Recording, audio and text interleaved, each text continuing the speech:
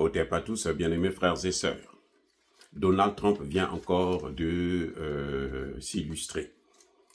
Il a sorti une liste des pays, de 43 pays, qui devraient soit ne plus avoir le droit de rentrer aux États-Unis, qu'ils soient hommes d'affaires, hommes politiques ou qui qu'ils soient, et des pays qui vont subir certaines restrictions.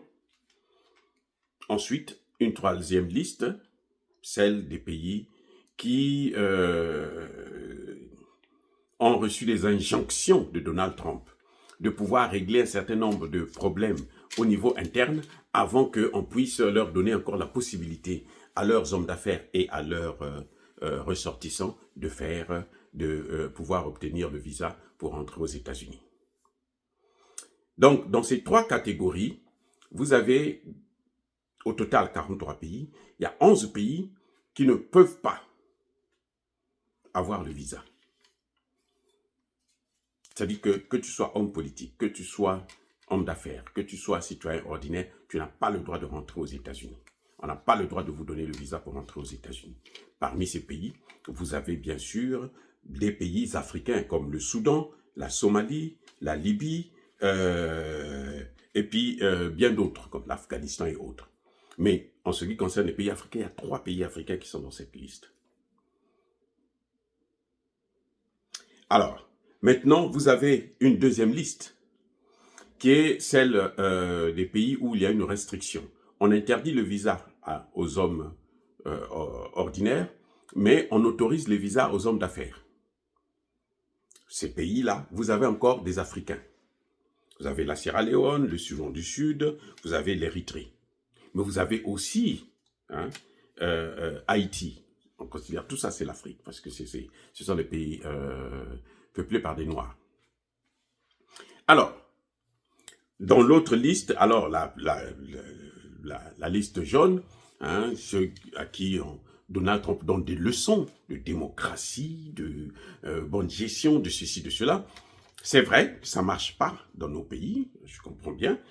Et les leçons qu'il donne parmi ces pays, vous avez le Congo-Brazzaville, mon pays, vous avez la Guinée équatoriale, la Gambie, le Mali, le Burkina Faso, le Libéria, l'Angola, le Bénin, le Cameroun, le Tchad, la RDC, qui est en train de signer des accords avec eux, la RDC aussi, le Malawi, le Zimbabwe, la Mauritanie, le Cap-Vert et Sao Tomé et Principe. Donc, sur tous les 43 pays, donc, dans le monde, il y a 193 pays reconnus par les Nations Unies. Sur les 43 pays, nous avons 1, 2, 3, 4, 5, 6, 7, 8, 9, 10, 11, 12, 13, 14, 15, 16, 17, 18, 19, 20, 21, 22. Vous avez au moins 22 pays africains.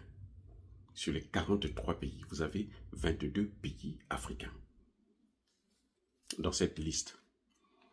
Elle va sortir bientôt. Alors, ça m'amène à une petite réflexion. Sur 193 pays, vous avez 22 pays africains. Et quand vous regardez les pays qui ne sont pas non africains, vous allez voir que c'est des pays qui ont des conflits avec les États-Unis d'Amérique. Donc vous avez Cuba, Corée du Nord, Afghanistan, Syrie et autres, tous ces pays-là. Russie même, et donc parmi les pays à restriction. Les hommes d'affaires russes peuvent venir faire les affaires aux États-Unis, mais ils n'ont pas, les Russes eux-mêmes n'ont pas le droit de venir aux États-Unis. Si vous avez la moitié, plus de la moitié de ces pays, ce sont des pays africains, c'est que ce texte-là, ça vise l'Afrique. Les amis. C'est ça que, c'est pour ça que moi j'ai choisi de vous parler de ce sujet. Les amis, sur 193 pays, il y a 43 qui sont punis. Parmi les 43, plus de la moitié, ce sont des pays africains. Si on compte aussi Haïti, c'est encore plus. Alors, qu'est-ce que ça nous amène comme réflexion? qu'est-ce qu'on peut comprendre là? C'est que les États-Unis sont en train de fermer la porte aux Africains. Vous comprenez? C'est que les États-Unis s'attaquent aux Africains. Pourquoi? Parce que c'est le caractère raciste qui est en train de sortir de là. J'ai soutenu Donald Trump, hein, et je ne le regrette pas. Voilà, ça c'est clair.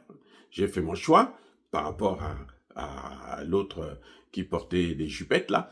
J'ai préféré Donald Trump.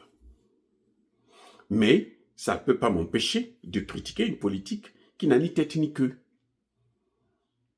Parce que quand vous mettez tous ces pays-là, l'Américain ordinaire, quand il voit ça, cette liste, il se dit, mais les Africains, là, ils ne sont pas des gens sérieux, ce ne sont pas des gens normaux. Ce sont eux qui nous amènent l'insécurité, ce sont eux qui nous amènent... Alors que l'insécurité ici, là, c'est d'abord les Hispaniques. Ce n'est pas les Africains, c'est d'abord les Hispaniques. Et puis eux-mêmes, les Occidentaux, le seul avantage, c'est que les Occidentaux, quand vous arrivez devant le juge, rares sont ceux qui sont punis sévèrement. On doit trouver des circonstances atténuantes. Il peut continuer à rester là, hein, il ne va pas en prison. Et quand c'est un noir, c'est la moindre des choses, c'est la prison. Et la prison, là, ça te détruit complètement. Après ça, tu n'arrives plus à t'en sortir. Donc, vous voyez comment les gens manipulent. Ils manipulent un peuple. On est en train de montrer au peuple américain que les Africains, ce n'est pas des gens.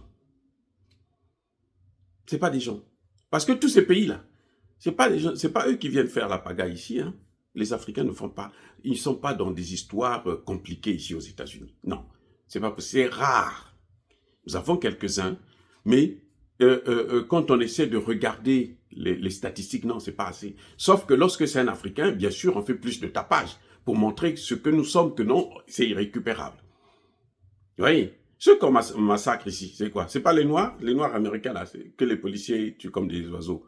C'est des Noirs, c'est pas des Blancs. Donc, vous voyez un peu, on ne touche pas les Chinois, on ne touche pas les Russes. Non, vous allez toucher les Chinois, vous allez voir ce qui va se passer. Vous voyez, donc, et Donald Trump est en train de montrer, en fait, son vrai visage avec celui que vous avez. C'est pour ça que vous n'êtes pas surpris de voir sa réaction face au projet des terres en Afrique du Sud. Alors que c'est pas Ramaphosa qui a mis en place ce projet. Hein. Non, ce projet, c'est depuis Mandela. Mandela lui-même n'a pas eu assez de temps pour mettre ça en pratique. C'est ce que l'autre Ramaphosa est en train de mettre en œuvre. Mais vous voyez quand même, Donald Trump n'est pas content. Vous voyez que Elon Musk, qui est africain, qui est né en Afrique du Sud, lui aussi n'est pas content. C'est ça le racisme. Ça, la nouvelle forme, la nouvelle formule, c'est comme ça. C'est-à-dire que si vous n'êtes pas intelligent, vous ne pouvez pas comprendre ce qui est en train de se passer. C'est ça le racisme. C'est ça. On est en train de donner on doit toujours donner une mauvaise image des Noirs. Vous voyez, on prend Haïti. Haïti, aujourd'hui, est livré aux gangs. Mais qui est à l'origine de ça? Ce sont bien les Américains. Il n'y a pas une seule guerre en Afrique, là, où il n'y a pas d'Américains. Quels sont les gens qui sont en train de vouloir déstabiliser, balkaniser la RDC? Mais ce sont les Américains. C'est Bill Clinton qui a mis en place cette politique. Il faut pas, on n'a pas besoin d'être un savant pour comprendre ça. C'est la vérité. Ça a toujours été ça. C'est connu de tout le monde. Quiconque est sérieux sait que non, c'est la vérité. Oui, mais on doit toujours donner une mauvaise image. Dans la liste, là, il y a même la RDC. On doit donner une mauvaise image. Ce sont eux qui sont... La RDC pouvait être stable. Même si on serait dans la misère, mais on serait tranquille. Mobutu était un dictateur, mais on vivait bien avec Mobutu. En tout cas, dans la paix. Ce n'était pas comme on a fait 18 millions de morts. L'œuvre des Américains. Ce sont eux qui ont soutenu Kagame. Et ils continuent à le soutenir. Ils ont sanctionné tout le monde, sauf leur ami, leur allié, Paul Kagame, parce qu'on peut encore l'utiliser. Et c'est pour ça que je rappelle encore au président Tshisekedi, il est temps de réformer cette putain d'armée de merde que vous avez, cette administration corrompue jusqu'à la moelle épinière. Parce que les Américains, là, c'est des mabaloukantango. C'est-à-dire que c'est des gens qui changent à tout moment. il peut dire ça aujourd'hui, demain il change. Les engagements des Américains, ça n'engage que celui qui les signe. Et pour combien de temps? Point d'interrogation. Pourquoi on est arrivé dans cette guerre en Russie, en Ukraine? C'est parce que les Américains n'avaient pas respecté le principe qu'ils avaient, l'engagement qu'ils avaient pris devant Gorbatchev de ne pas élargir l'OTAN. Et ce sont les Américains qui ont élargi l'OTAN. La première des choses, c'était ça qu'ils ont pu faire. Vous voyez? Donc, Tshisekedi, il est temps de prendre déjà des responsabilités pour mettre tous les moyens afin de réformer cette armée et cette administration pourrie. Soyez bénis, abondamment bénis par le Dieu de Kémit et par nos ancêtres angélisés. Vive l'Afrique éternelle, j'ai dit et j'assume.